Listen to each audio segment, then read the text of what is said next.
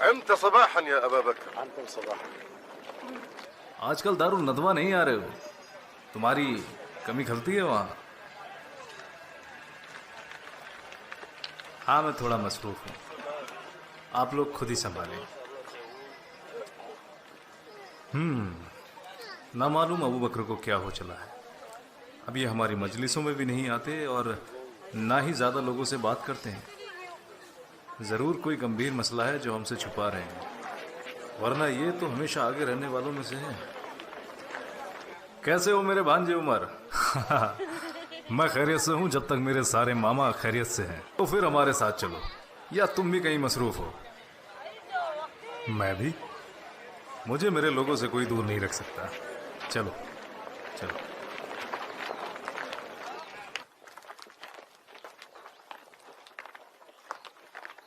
अबा बकर। उस्मान, कहाँ? मैं कौम की मजलिस में जा रहा हूँ। क्या कुछ नया होने वाला है वहाँ? नहीं, बस वो पुरानी बातें। अगर कुछ नया होता तो तुम्हें जरूर मालूम होता। क्या कोई बात है जहन में? अगर तुम मुझे बताना बेहतर समझो तो शायद मैं तुम्हारी कोई मदद कर सकूं। हाँ, अगर मैं कहूँ वाकई कोई बात है जो हम सब के लिए बेहतर है और मैं ज़्यादा से ज़्यादा अपने लोगों को इस बारे में बताना चाहता हूँ। तुम मेरे सबसे ज़्यादा करीब हो और तुम मेरे। लेकिन बात क्या है? आज मजलिस को छोड़ो और मेरे साथ चलो। अच्छा एक बात बताओ, तुम अपने भाई के बारे में क्या सोचते हो? कौन? आप? क्या मैंने कभी तुमसे झूठ कहा है? नहीं, बिल्कुल नहीं, बल्कि आप तो सबसे सच्चे और नेक दिल इंसान हैं और हम सबसे ज़्यादा सच्चे मोहम्मद इब्ने अब्दुल्ला हैं। हाँ वाकई, जैसा आपने कहा वो सादिकुल अमीन है। लेकिन आप उनकी बात क्यों कर रहे हैं? कुछ बताएंगे? हाँ बताऊंगा, लेकिन पहले एक वादा करो, तुम इसका जिक्र किसी और से नहीं करोगे। तुमने वाकई मुझे परेशानी में डाल दिया, मैं वादा करता हूँ। लेकिन मुझे अब लगने लगा है ज़रूर कोई गंभीर मसला है। हाँ वाकई ऐसा है। सारे अरब में पहले कभी किसी ने ऐसा कुछ नहीं सुना होगा जो सबकी ज़िंदगी को सही रास्ते पर ले आएगा। दुनिया में ही नहीं, आखिरत में भी। आखिरत? या आखिरत क्या है? आखिरत।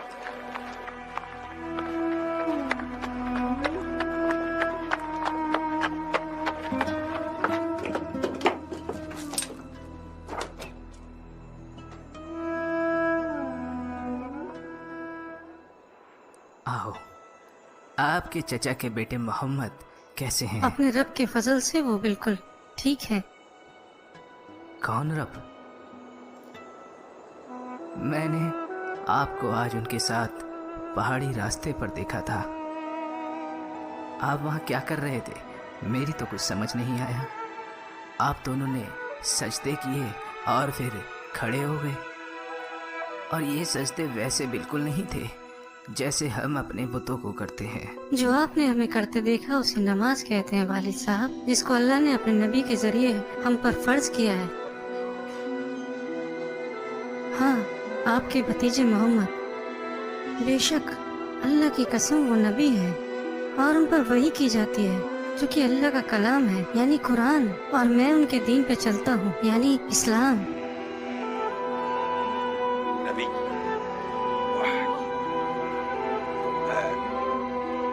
इस्लाम। आपने बहुत कुछ कह दिया मेरे बेटे।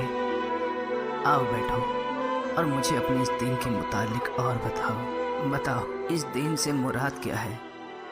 कहाँ जा रहे हो अम्मार? मुझे कुछ काम है अब्बा जी। तुम हमेशा कुछ ना कुछ काम का बहाना बनाकर चले जाते हो और जब भी मैं पूछता हूँ मुझे कुछ भी नहीं बताते।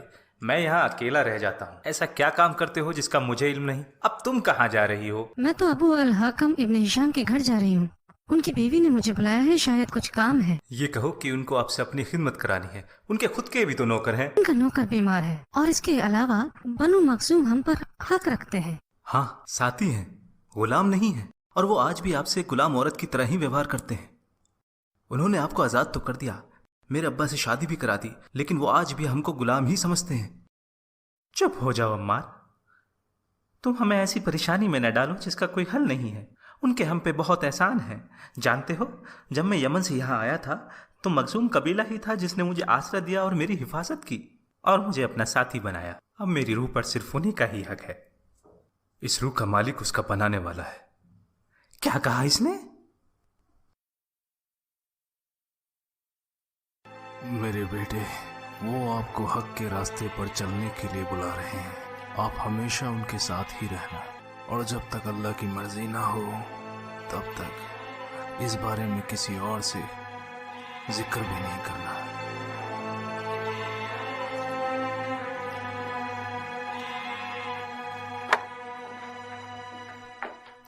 आओ आओ उमर, मेरे भांजे, कैसे हो? यहां बैठो। और तुम्हारे बाबा अल खत्ताब कैसे हैं? अच्छे हैं। अच्छा बताओ, आज कैसे आना हुआ, या कोई खास बात है? मैंने कुछ सुना है जो मुझे पसंद नहीं आया। मुझे नहीं लगता आप इस बात से अनजान हैं। तुम्हारा मतलब मोहम्मद। अगर जो मैंने सुना है वो सही है, तब भी जब तक ये बात सबके सामने नहीं आ जाती हम कुछ नहीं कर सकते। मुझे नहीं पता वो ऐसा क्यों कर रहे हैं। हो सकता है वो हमारे खिलाफ जंग की तैयारी कर रहे हैं। मुझे पूरा यकीन है कि वो चुपचाप अपना दीन फैला रहे हैं और उन लोगों को शामिल कर रहे हैं जिन पर वो विश्वास करते हैं। अगर ऐसी बात थी तो पहले हमसे शुरुआत क्यों नहीं की? हम तो कुरैशी सरदार हैं। एक तरीके से उन्होंने सही किया। हम उनकी बातों में नहीं आने वाले। मुझे लगता है हमें उनको सुनना चाहिए। क्या उसने तुम पर भी कोई जादू कर दिया है? जो भी हमने अपने पूर्वजों से सीखा है वो काफी है। इससे बुरा कुछ भी नहीं कि उन्होंने हमारे पूर्वजों का दीन मिट्टी में मिला दिया, वो दीन जिसने हमें सारे अरब पर बादशाहत बख्शी। अगर वो नबी होने का दावा करते हैं और ये कह रहे हैं कि उस खुदा को जानने के लिए अपने नबी को जानो, तब भी हम ये कैसे मान लें कि बनी हाशिम हमारा सरदार हो सकता है और हम उसके मानने वाले? हद तो तब हो गई जब वो कहता है कि बनी हाशिम को नहीं, उस खुदा को मानो जिसने मुझे नबी बनाकर भेजा है। لا نرضى أن يتقدمنا بنو هاشم. قال ما أدعوكم إلى حكم بني هاشم وإنما إلى حكم الله الذي بعثني إليكم وإلى الناس جميعا. وهذه أليست من الناس؟ क्या तुम हम लोगों में से नहीं हो सुमैया? जी, मेरा मतलब, मैं आपकी बात का मकसद नहीं समझ सकी सरदार। ये बड़ी समझदार औरत है, हमेशा सच सही जवाब देती है। बोलो, घबराओ नहीं। क्या तुम हम लोगों में से नहीं हो? जी बिल्कुल सरदार। बढ़िया, तो बताओ कौन है हम? और आप भी सरदार। तुम्हारी तरह? हाँ, और लोगों के अलग अलग रुतबे होते हैं सरदार। मेरा मतलब, हम आपके मवाली हैं, यानी हुक्म मानने वाले। जैसा मैंने पहले भी कहा था, सुमैया बड़ी होशियार औरत है। हमारे भाई अबू हुदैफा ने इसे आजाद करके बहुत अच्छा किया और इसकी शादी यासिर अल हनफी से करा दी। शुक्रिया, मुझे नहीं चाहिए। अब तुम समझे भांजे, क्यों मोहम्मद लोगों को अपने दीन की तरफ बुला रहा है? ताकि इस बहाने वो नबूवत की आड़ लेकर हम सबके ऊपर राज कर सके। हमारे खुदाओं की कसम, अगर उसने हमसे थोड़ी भी उम्मीद रखी तो उसे मुंह की खानी पड़ेगी। सुमैया, आज हमारी तरफ से सबके लिए खाने का इंतजाम करो, कोई भी भूखा ना रह पाए। और हाँ, कंजूसी बिल्कुल मत करना। जो हुक्म सरदार। इक्रिमा, हमारे सभी नौकरों से कहो कि वे लोगों को रात के खाने के लिए बुलाए और कोई भी राहगीर या फकीर भूखा न रहे। देखता हूं वो कैसे लोगों को अपनी तरफ बुलाता है।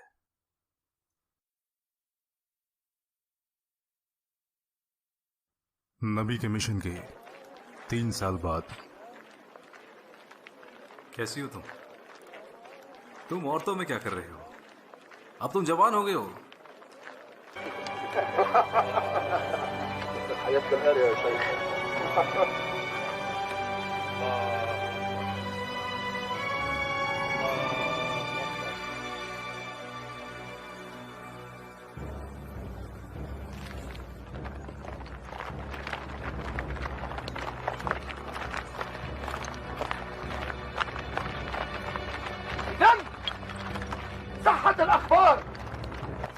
खबर पक्की है।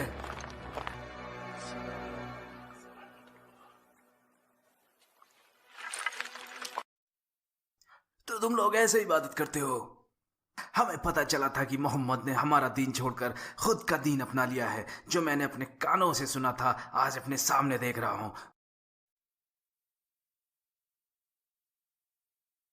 मुझे तो यकीन ही नहीं हो रहा। तुम्हारी तो गिनती भी बढ़ती जा रही है और मैं आज तक गफलत में था कि ये पूरा मजाक है। देखो अबू सुफियान, मेरी बात सुनो। हमारा इरादा तुम्हें दुखी करने का नहीं था। हम तो बस यहाँ खुदा की इबादत कर रहे थे और तुमने हमें ढूंढ लिया। हम तो बस वही कर रहे हैं जो हमारे रसूल अल्लाह ने हमसे कहा है। रसूल अल्लाह, ये बस एक खुदा की मर्जी थी जो तुमने हमें यहाँ देखा। और अब मेरी मानो तो हमें अपना काम करने दो और तुम अपना काम करो। हम तुमसे नहीं पूछेंगे कि तुम क्या कर रहे हो और तुम हमसे ना पूछो कि हम क्या करते हैं। वाह वाह, इससे बुरा और क्या हो सकता है। अब्दुल्लाह इब्ने मसूद, वल्द इब्ने उम्मे अब्द, तू तो भेड़े चलाता है। उकबा इब्ने अबी मुवैद की तो कुरैश के सरदार से जबान दराजी करेगा। अपनी औकात भूल गया। तुम हमसे मत पूछो हम क्या करते हैं और हम तुमसे नहीं पूछेंगे कि तुम हम क्या करते हो। तेरी ये मजाक। और तुम साथ, तुम भी इन लीच लोगों का साथ दे रहे हो। तुम भी तो हम कुरैश के ज़ोहरा कबीले में से हो। तुम्हारा क्यों दिमाग खराब हो गया है? ये सब मुझसे बेहतर है। हमें तो ऐसा लगता है कि तुम इनसे ज्यादा गए गुजरे हो। जब तक हम तुम्हें तुम्हारी गलतियों का सबक न सिखाते तब तक तुम्हें छोड़ेंगे नहीं। मारो इन्हें, मारो इन्हें।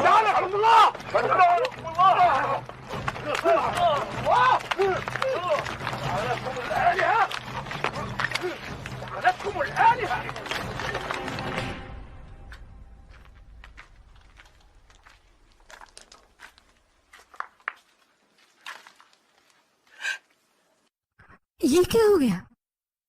मुझे कुछ नहीं हुआ अम्मी, तुम्हें बताना पड़ेगा।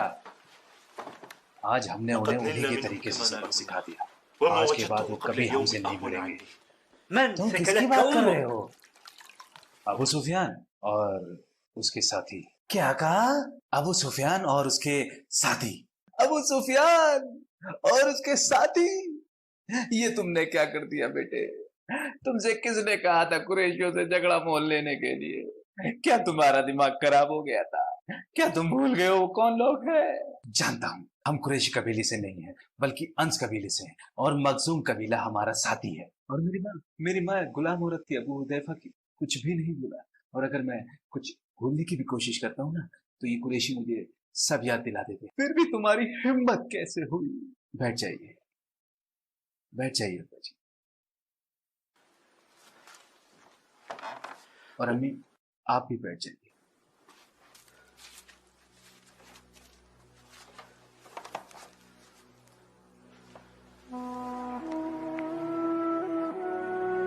أعوذ بالله من الشيطان الرجيم بسم الله الرحمن الرحيم والضحى والليل إذا سجى ما ودعك ربك وما قلى وللآخرة خير لك من الأولى ولسوف يعطيك ربك فترضى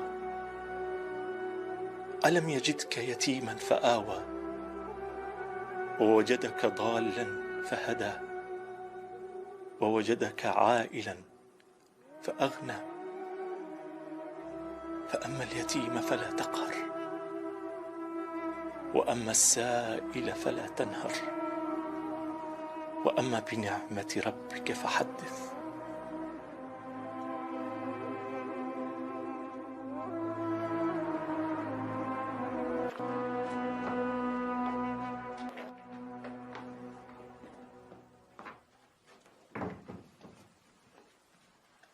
ये मैं क्या सुन रहा हूँ अबू सुफियान? क्या ये सच है कि? जी हाँ, वो बिल्कुल सच है। तो जब तुमने उन्हें पहाड़ी पर देखा तो करने देते जो वो कर रहे थे। तो आप क्या सब कुछ जानते हुए भी शुतुरमुर्ग की तरह मुंह छुपा कर बैठे रहेंगे अब्बा जी? आग को हवा मत दो हिंद। ठीक है, तो आप जानते हैं ये एक आग है जो एक चिंगारे से भड़की है और अगर इसे हमने अभी ही नहीं बुझाया तो ये हमारे घरों को भी जला डालेगी। वो हमारे रिश्तेदार हैं हिंद, क्या हम अपने ही पैरों पर कुल्हाड़ी मारेंगे? अगर उंगली में कोई जख्म हो जाए और उसे खुला छोड़ दिया जाए, समझदारी इसी में है कि उस उंगली को काट दिया जाए ताकि अपने आप को बचाया जा सके। अगर कोई निजी तौर पर अपना कुछ फैसला लेता है तो उससे हमें क्या लेना देना? मोहम्मद, अगर ये उनकी खुद की मर्जी थी तो वो किसी पहाड़ पे जाते और वहां अकेले बैठ के इबादत करते, हमें कोई दिक्कत नहीं थी। लेकिन वो तो अपने दीन को आम करने में लगे हुए हैं। अब लोग भी उनसे जुड़ने लगे हैं, कुछ को तो हम जानते हैं और कुछ को हम नहीं जानते।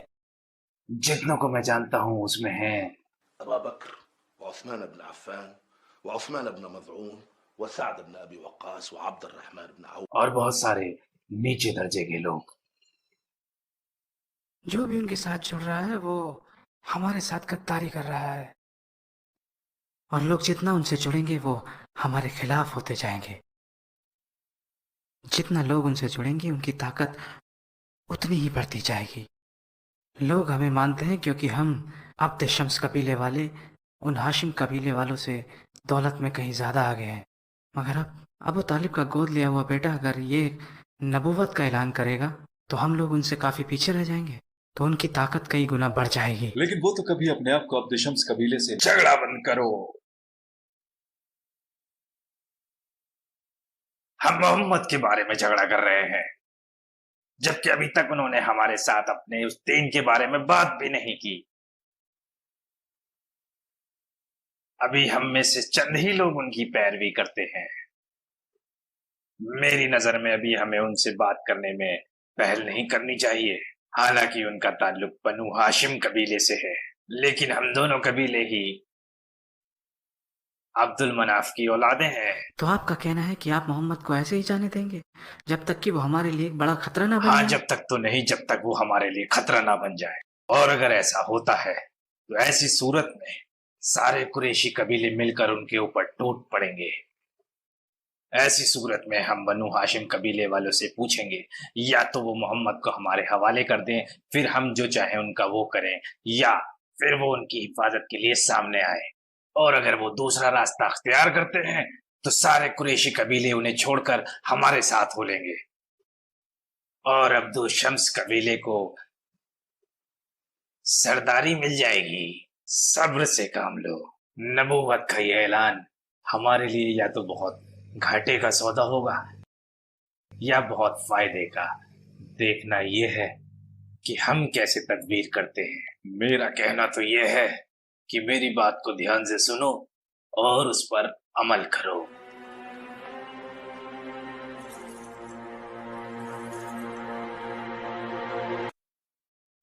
खुदा की कसम, बड़ा ही खूबसूरत कलाम है। ये किसी इंसान का कलाम नहीं हो सकता। ऐसा लग रहा है जैसे मेरी आंखों पर पट्टियां बंधी थी और अब मैं सब कुछ देख सकता हूँ। हम सब एक खुदा की मखलूकात हैं।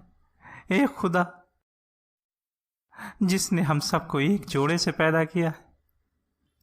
वो एक खुदा जो हमें बराबरी का हक देता है। तख्लीक, हुकूक और फराइज में भी दौलत और बराबरी कोई फक्र करने की चीज नहीं।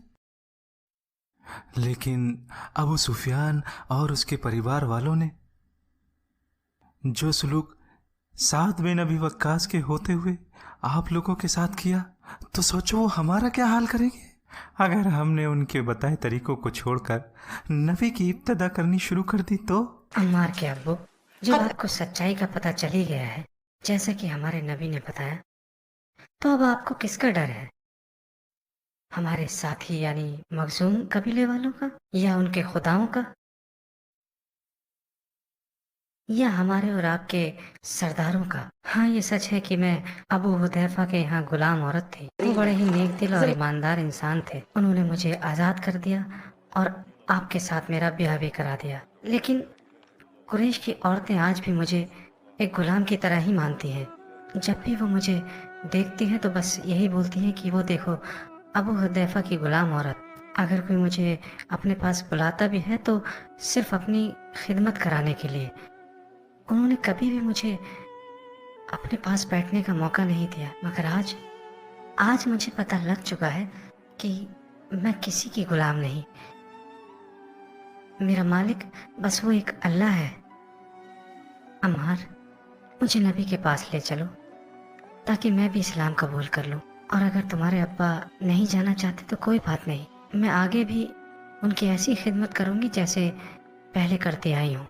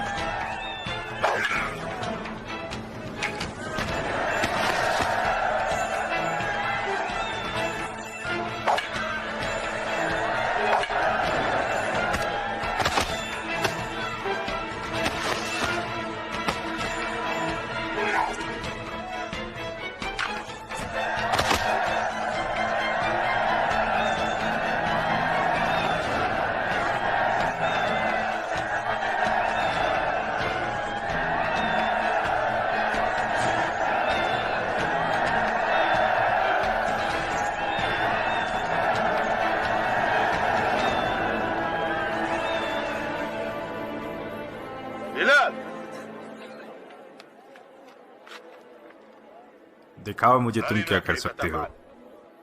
लेकिन मैं तो लड़ना ही नहीं चाहता। तेरे चाहने या न चाहने से क्या होता है? तू वो करेगा जो मैं चाहता हूँ। जा लड़के दिखा।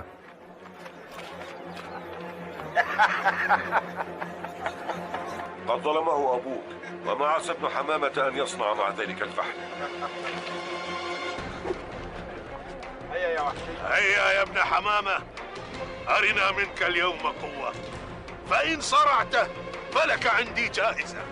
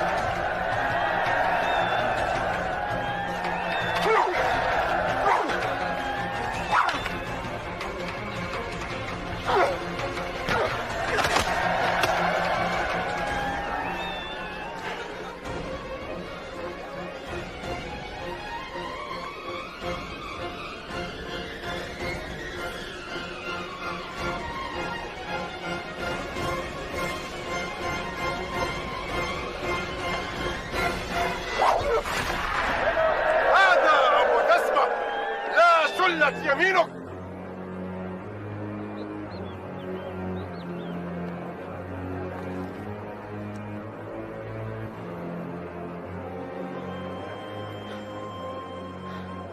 رق الحبشي لابن جلدته.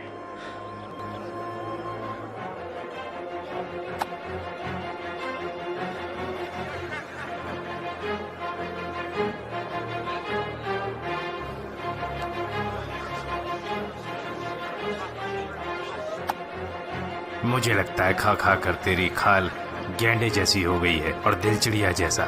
भाग जा यहाँ से, अपनी सूरत मत दिखाना मुझे।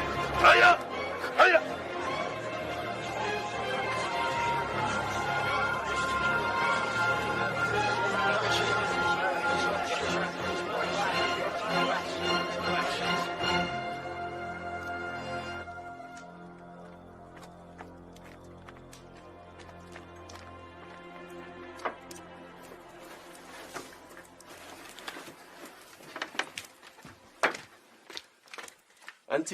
तुम आज बहुत अच्छे लड़े। नहीं, मुझे आते हुए किसी ने नहीं देखा।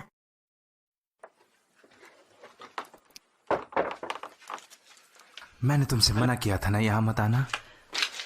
तुम्हें किसका डर है, अपने मालिक का या लोगों का? मुझे अपने लिए डर नहीं लगता, बल्कि तुम्हारे लिए लगता है। आज तुम्हारे मालिक तुमसे बहुत खुश होंगे क्योंकि तुमने सभी लोगों को हरा दिया। किसी को कोई फर्क नहीं पड़ता कि अगर एक गुलाम औरत एक गुलाम मर्द से मिले तो। हाँ, बिल्कुल वैसे ही जैसे एक जानवर दूसरे जानवर से मिलता है। आज तुम अपने मालिक के पास जाओ और उनसे हमारे लिए बात करो। अरबी लोग तो हमेशा से ही आपस में गुलाम मर्द और औरतों की अभी सही वक्त नहीं आया है। तो कब सही वक्त आएगा? मुझे नहीं पता, मुझे बिल्कुल नहीं पता, और तुम मुझसे बहस भी मत करो। मुझे लगा कम से कम आज तो तुम मेरे से खुश होकर बात कर लोगे। रैहाना, तुम तो मेरे जज्बातों को समझती हो। अल्लाह की कसम, मैं कल की जगह आज तुम्हें अपनी बीवी बनाना पसंद करूंगा। वो इसलिए कि मैं नहीं चाहता कि मेरा बच्चा किसी और की गुलामी करे। मैं पहले अपनी आजादी चाहता हूं। क्या एक जानवर किसी के प्यार में पड़ के बच्चे पैदा कर सकता है? नहीं ना, बल्कि उसे तो और जानवरों के पास लाया जाता है ताकि ज्यादा से ज्यादा जानवर पैदा हो सके। तो मैं गुलामों की संख्या बढ़ा दूं? क्या तुम्हें आज भी लगता है कि जुबैर इब्ने मुतैम तुम्हें आजाद कर देगा? शायद। तुम कौन सी दुनिया में जी रहे हो वाशी, मुझे पता नहीं। तुम ऐसी चीज की उम्मीद कर रहे हो जो शायद कभी नहीं होने वाली। जैसा अरब कहते हैं, इंसान मायूस होकर भी जी लेता है। मेरे लिए एक और रास्ता बचा है, और वो है मौत का रास्ता।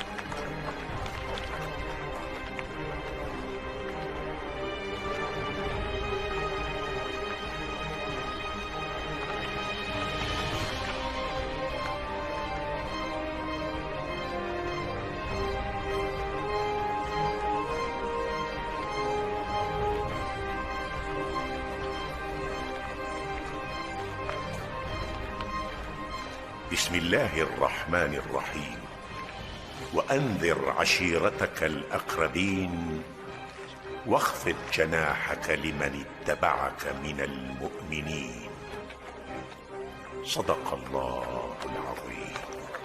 जल्दी चलो, मोहम्मद ने अपने लोगों को बुलाया है ताकि वो अपनी बातों को आम कर सके। जिस काम की आज तक सिर्फ हम खबरें सुना करते थे, वो आज एक हकीकत अख्तियार करने जा रही है। एक ऐसी हकीकत जो महज आम खबर हरगिज नहीं है। एक ऐसी हकीकत जो महज आम खबर हरगिज नहीं है। या बनी हाशिम, आप सब ने मेरे भतीजे यानी मोहम्मद को तो सुना है, जिनके बारे में आप सब गवाह हैं कि वो सादिकुल अमीन हैं। जब उन्होंने आपसे पूछा कि क्या आप उनकी बात पर यकीन रखते हैं, अगर वो ये कहें कि पहाड़ के पीछे एक फौज खड़ी है जो हम पर हमला करने को तैयार है, तो सब ने कहा हाँ, हम यकीन रखते हैं। उन्हें कभी भी झूठ बोलते नहीं देखा। फिर उन्होंने और कहा कि अल्लाह के सिवा किसी की इबादत ना करना, और ये भी कि वो अल्लाह के नबी हैं और उनके रसूल हैं। अब तुम लोग ही इसका फैसला करो। ऐसे मैंने आज इसलिए आप लोगों को इकट्ठा नहीं किया।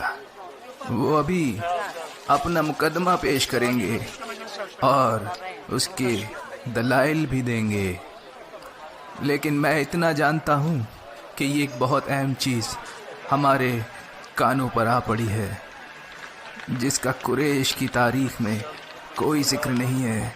मैं आज यहाँ गुस्से से भरे चेहरे भी देख रहा हूँ, और ऐसे चेहरे भी देख रहा हूँ जिनकी नीयतों पर शक हो रहा है। जहाँ तक मेरा सवाल है, तो अल्लाह की कसम, मैं अपने भतीजे का साथ कभी नहीं छोड़ूंगा। जो मैंने उनसे कहा था, जाएं और वो करें जिसका हुक्म रब्बी हुआ है। अब मैं जानना चाहता हूँ कि आप सबका क्या कहना है। ये आदमी बहुत शरीर है।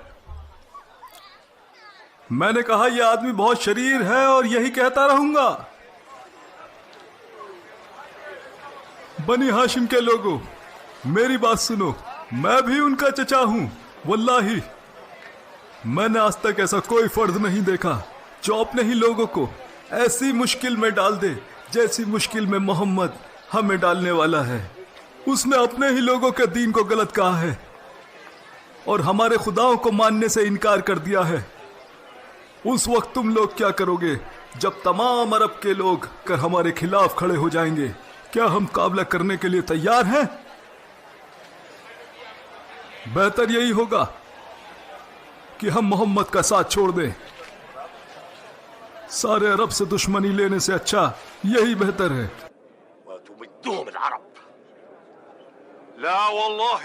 नहीं, अल्लाह की कसम, हम तब तक उनकी हिफाजत करते रहेंगे जब तक हम जिंदा हैं।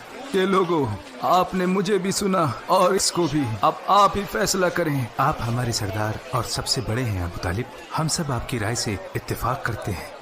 हाँ, हम सब आपके साथ हैं, अल्लाह की कसम, हम उनकी हिफाजत में आपके साथ हैं। तो ठीक है, अब आप लोग जा सकते हैं।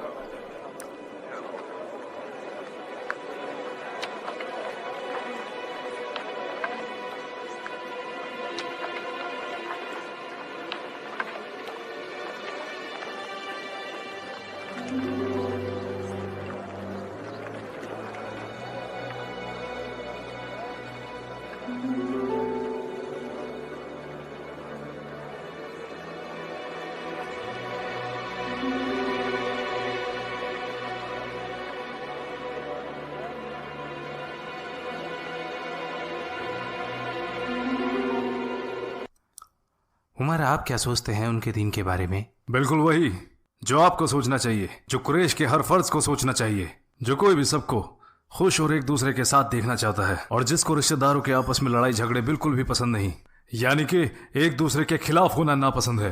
क्योंकि अगर हम ऐसा नहीं सोचेंगे तो सारे अरब मिलकर हमें नोच खाएंगे। क्या आपको लगता है कि ऐसा होगा? मुझे पूरा यकीन है। तुम्हें क्या लगता है कि ये सिर्फ बातें हैं जो चंद लोग मांग लेंगे और चंद लोग ठुकरा देंगे? हम हरम के निगहबान लोगों में से हैं ज़ैद। उनके नजदीक हमारी इताअत करना उनके मजहब का हिस्सा है, और बाकी अरब इस हरम की वजह से हमारी इज्जत और तकरीम करते हैं। और जो कोई भी हमारी ख्वाहिशों के खिलाफ जाने की सोचे, वो यही समझता है कि वो हमारे खुदाओं के खिलाफ जा रहा है।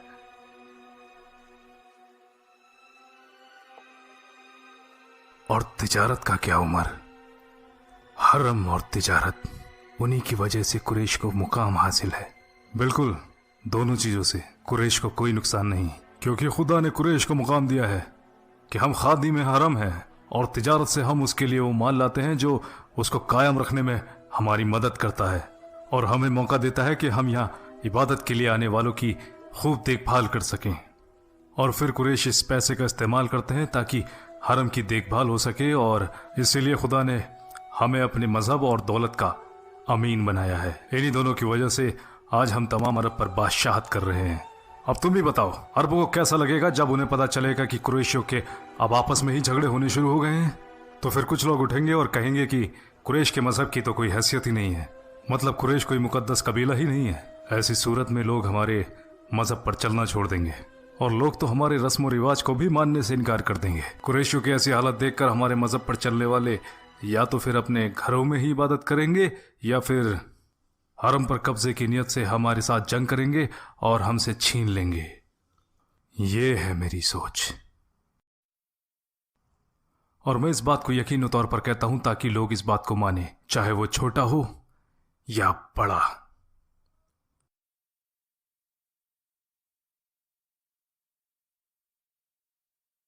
क्या बात है, वहां कुरैश के बड़े लोग मजलिस कर रहे हैं। आओ मेरे साथ चलो। दारुल नदवा में इस बात पर बात करने के लिए सारे लोग इकट्ठा हुए हैं। अभी जैसा आपने कहा, कुरैश के बड़े, मेरा वहां क्या काम? ये आप क्या कह रहे हैं? जानते हो ना कि वो किस लिए मिल रहे हैं? ताकि मोहम्मद और उनके दीन के बारे में बात कर सकें। वहां कुरैश के हर बड़े कबीले से लोग शामिल हो रहे हैं। क्या ये ठीक होगा कि बनु आदि भी शामिल ना हो? बनु आदि की तरफ से आप जा तो रहे हैं, लेकिन आप मुझसे बड़े हैं। लेकिन कुरैश भी जानते हैं, और मैं भी, कि आप मुझसे बेहतर साबित कदम, फसी, बहादुर और मोहतरम है। बस करें, बस मैं इन बातों में नहीं आने वाला। मैं बस ये चाहता हूं कि आप नहीं, रब्बे काबा की कसम, मैं सच ही कह रहा हूं। इसमें बुराई क्या है कि मेरी जगह मेरा भाई मजलिस में जाए, और हमारे अब्बा अल-खत्ताब ने भी तो अपनी जगह मजलिस का नुमाइंदा आप ही को चुना है। बनु आदि कबीला इस बात की तस्लीम करते हैं और आपकी फैसलों की इज्जत करते हैं, और इस बात से कुरैश भी तो खुश हैं। लेकिन मैं खुश नहीं हूँ। समझे तुम? जिसका काम उसी को साझे। और अगर आप इस मजलिस में जा रहे हैं तो ये काफ़ी होगा कि अल-खत्ताब ख़ानदान का एक बंदा इसमें हिस्सा ले। ताकि मजलिस में अच्छा हो या बुरा उसकी जिम्मेदारी सिर्फ एक ही के कंधों पर आए।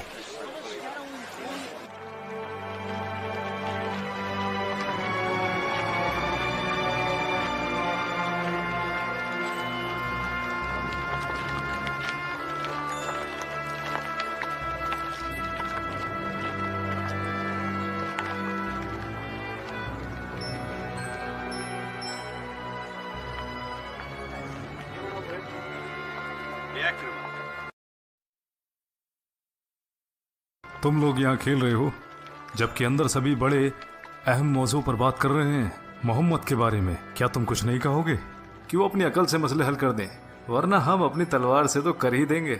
उमर भी अब बड़ों की मजलिस में बैठने लगे हैं, हालांकि मुझसे छोटे हैं। उनके वालिद अल खत्ताब ने उनके लिए जगह खाली की और बनु आदिम ने इसको मान लिया। गुस्से के थोड़े तेज हैं, लेकिन इस इज्जत के हकदार हैं। वैसे मैं और उमर रिश्तेदार भी हैं, इसलिए जरा देख के बात करना। खालिद ने ठीक ही कहा। तुमसे किसने कहा कि मैं उमर के बारे में कुछ बुरा बोलने वाला था? तुम्हारी आंखों में नजर आ रहा है, और मैं तुम्हें अच्छी तरीके से जानता हूं। चलो उमर, ये शर्त मेरे और सफवान के बीच में लगा दो। 2 ऊंट की शर्त रही। 2 ऊंट, एक काफी नहीं है क्या? भाई अगर तुम जीत गए तो मजा भी तो 2 गुना हो जाएगा, और अगर हार गया तो दुख भी तो 2 गुना होगा। अच्छा, तो अब सहरा के सबसे अमीर शख्स सफवान को गरीबी की फिक्र होने लगी, जबकि जनाब एक ऊंट ज़िबा करवाते हैं। वो ऊंट तो सही काम में इस्तेमाल होता है। क्या कहा? तुम लोगों को खिलाते हो ताकि लोग तुम्हें लक़ब दें, सफवान इब्ने उमैया बड़ा मालदार है। भाई जो भी ऐसा कहता है ठीक ही तो कहता है। जानते भी हो लोग अम्र इब्ने आस के बारे में क्या कहते हैं? जब लोग किसी उलझन में पड़े हों और कोई रास्ता समझ ना आए तो सभी अम्र के पास आ जाते हैं।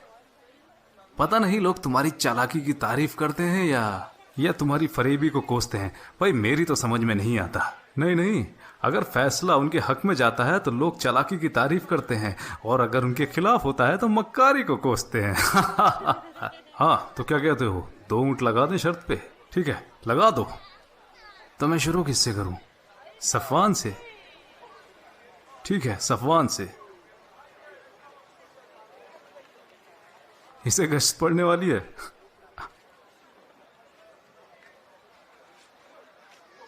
अफसोस मेरे भाई, अब तुम भी मेरे साथ ऐसा सलूक करोगे? भाई मैं क्या कर सकता हूं, मैं तो बस तुम लोगों को खिला रहा हूं। कोई बात नहीं सफवान, तुम बहुत अमीर हो और तुम्हारे अब्बा भी। अगर तुम कुछ हार भी गए तो तुम्हारे अब्बा तुम्हारी मदद कर देंगे। भाई मेरे अब्बा के पास इतना माल नहीं है जितना तुम्हारे बाप अल वलीद अल मुगीरा के पास है। काफी लोगों को कंगाल बना चुके हैं, मक्का और ताइफ दोनों में। मैंने अल्लाह और अल-उज़्ज़ा की इबादत की थी यहाँ आने से पहले, और दोनों के नाम पर जानवर कुर्बान करके लोगों को भी खिलाए थे। शायद तुम्हारी आवाज उन तक पहुंची नहीं, वरना वो तुम्हारी मदद जरूर करते। या फिर हो सकता है तुमने सेहतमंद ऊँटनी कुर्बान ना की हो। अम्र, तुम खेलना चाहोगे? ये सफवान अल्लाह और अल-उज़्ज़ा की इबादत करके यहाँ आया, जो कि उनके लिए पैसे और जानवर भी कुर्बान करता है, और फिर भी हार गया। तो फिर सोचो अल्लाह और उज़्ज़ा मेरे क्या हश्र करेंगे, जिसको उनके पास से गुजरे भी महीना हो गया और आज तक बस एक कमजोर सी बकरी उनके नाम पर कुर्बान की है। तुम्हें क्या हो गया अबू जंदल? क्या लगता है अबू जंदल बड़ों की बात सुनने में ज्यादा मसरूफ है? जब सिर्फ उन्होंने एक खुदा को मानने की बात की और हमारे खुदा और बुतों को मानने से इनकार कर दिया, तो फिर ये कैसे कह दें कि उन्होंने हमारे खिलाफ कुछ भी नहीं कहा? हमें क्या फर्क पड़ता है अगर हम अपने खुदाओं की वैसे ही हिफाजत करते रहें जैसे हम करते रहें, या फिर तुम मोहम्मद से डरकर अपने खुदा का दीन छोड़ दोगे? अबू अल वलीद, ऐसे मामलात में हर किसी की सोच एक जैसी नहीं होती। देखो कुछ लोग अब हमारे दरमियान इस मजलिस में भी नहीं हैं। कहाँ है अबू बकर? कहाँ है उस्मान?